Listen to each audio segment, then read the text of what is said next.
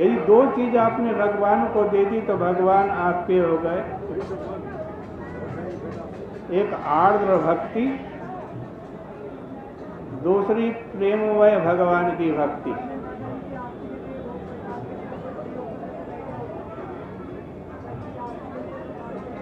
और अपना मन,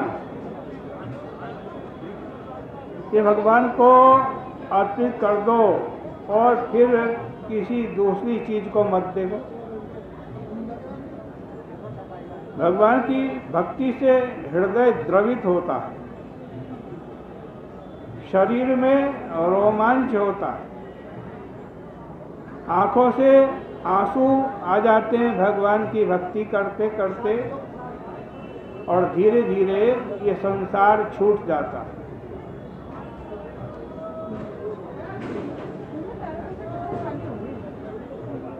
पहले भगवान का सहारा लेकर मन संसार की ओर से खिंच आया,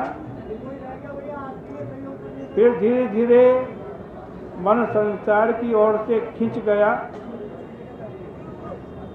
फिर धीरे धीरे मन आश्रय और विषय इन दोनों को छोड़ देता है।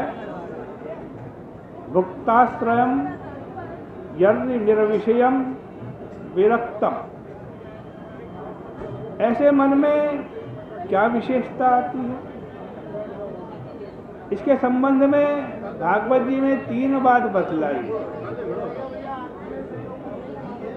एक तो संसार का विषय छूट गया, दूसरे जो आश्रय लिया था वह भी छूट गया, तीसरा राग द्वेष कहीं रहे नहीं। जैसे ईंधन के न रहने पर आग बुझ जाती है, अथवा बत्ती तेल न रहने पर दीपक बुझ जाता है, वैसे ही मन भी मुक्ताश्रय, निर्विषय और विरक्त होकर के बुझ जाता है। निर्माण मृच्छति,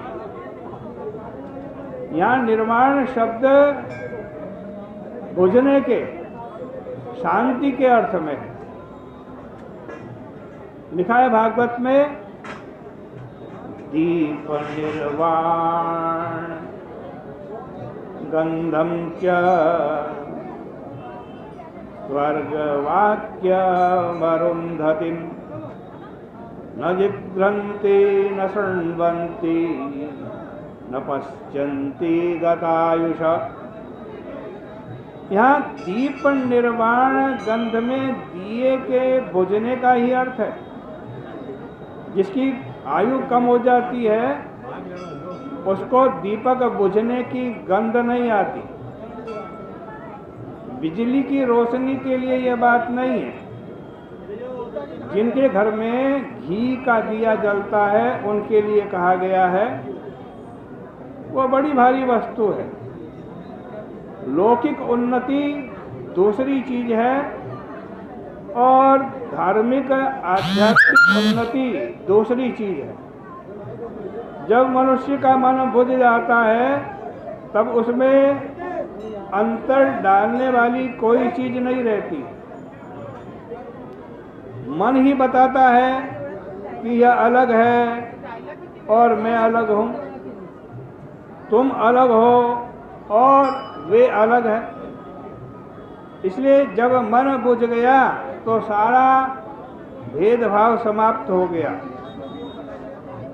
आत्मानमत्र पुरुष व्यवधानमेकमन्वीक्षते रीति निर्वृत्त गुण प्रवाह। यह मन ही भेद बनाता है।